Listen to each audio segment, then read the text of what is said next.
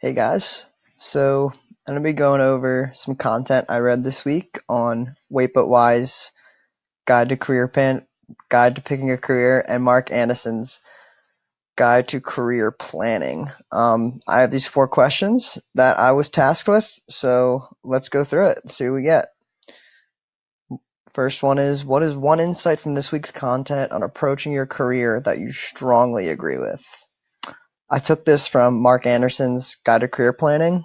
One specific point he makes is how useful it is to start your career at a younger, high growth company, startup. Um, and, I just really agree with this because, the alternative, a big company, you're not going to be getting much responsibility when you first go there. And, it's going to take a lot of time uh, for you to grow there or for you to be promoted there. And, the people there, they're not going to really respect you and they're not really going to be able to take a risk on you because, why would they take a risk on you when they already know they have all these other people that can already do it? There's no need for them to take that risk on you. So I think it's so much more useful to you to try to get yourself in somewhere where where they're growing and where they need more help, like a startup, because it's kind of like a learning experience almost. You're going to be like figuring out what you're good at. They're going to be more willing to give you more responsibilities, and you're just going to be able to create a lot more value. And you know and yeah, like obviously you'll get promoted more quickly, and you'll be like in a high energy type environment. It's just like a really good thing to do at the start of your career. I think it's a really smart way to go. So I thought that was pretty awesome point he made. And the second question, what is one insight from this week's content that you disagree with or feel doesn't apply to you? So this was pretty hard for me. I really did agree with both articles, and it was hard to try to like find a point that I didn't really agree with. But one that was I didn't 100% agree with, is the cook and the chef. So basically, you're either a cook or you're a chef, and the chefs, they make the recipes. They're the ones who, in life, they're original. They like create everything, and they make discoveries, all that type of thing. And the cooks are just following in their footsteps and not really doing anything for themselves. They're really just doing it because they see other people doing it, or maybe other people are telling them to do it. And I do agree with that. That a lot of people do that, and it's not a good thing. But I do think it's okay to be a cook in some situations because, and he even says this in here, like in some situations he talks about, um, and what he wears. He's a cook. Like he just wears J. Crew jeans and a plaid T-shirt because that doesn't really matter to him. But even in big decisions, he talks about it down here.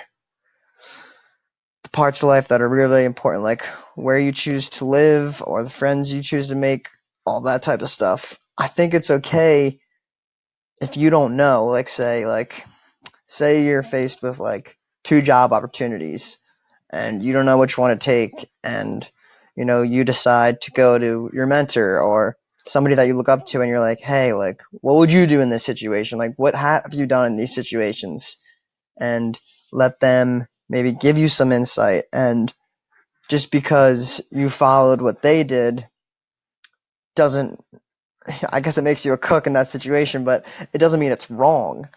And you do have to be careful with this because you want to make sure the recipe that they give you is one that you want. You want to make sure that if they're giving you a recipe for cookies, you better want cookies. I don't really know how to explain it, but yeah, I think in some situations it's okay, but you really just have to ask yourself, like, is this person somebody that I want to follow? is this person like somebody that inspires me, and not just somebody that you're like, oh, like I'm just gonna follow what this person's doing because it's worked for them. Make sure that it fits into your life, into your goals, and I think that's good. So, what's one item on your top shelf of the priority shelf? Wait, but why? I say. So this is kind of an image they give you, um, and it just is about your goals and like things in your life. Top priority shelf. That stuff that you're going hard for it. It's like a must thing that you have to do. The middle shelf, it's you know you want to do it, but it's not like a top priority. You just you get the point. And the bottom shelf is things that you'd like to have, but you don't really need it, and you'll be okay without it. He has the trash can there, that stuff that you don't want. You get the point. But yeah, something on my top priority would be, well, I guess practice in general, but more specifically, um, my productivity. That's something I've really been working on recently.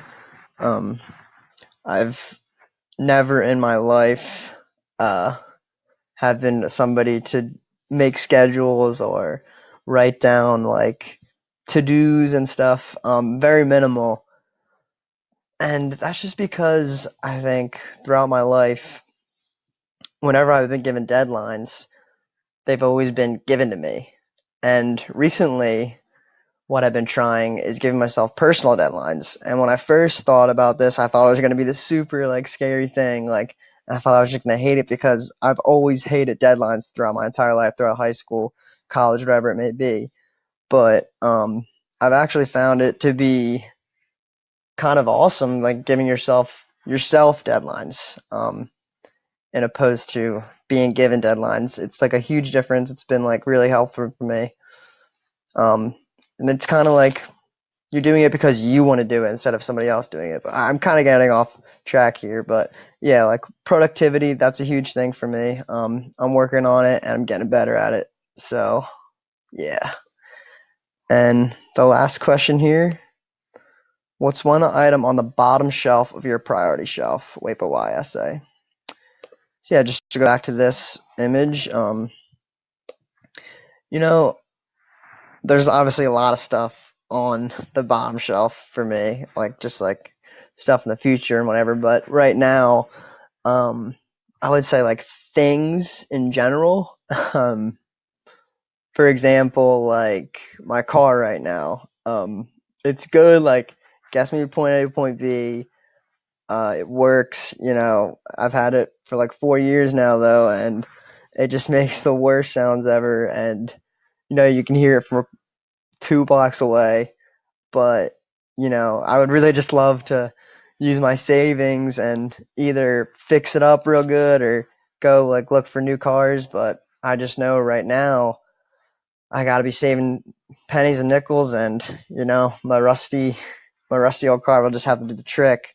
But just like other things as well, like eating fast food, like video games, like just things that are like you kind of want, and like you know you just don't really need them. So that's something I'm just like trying to pay attention to at the moment and being wary of. So yeah, thanks for watching, guys. This is my first time using Loom. It's been kind of cool. I appreciate you watching. Have a good one.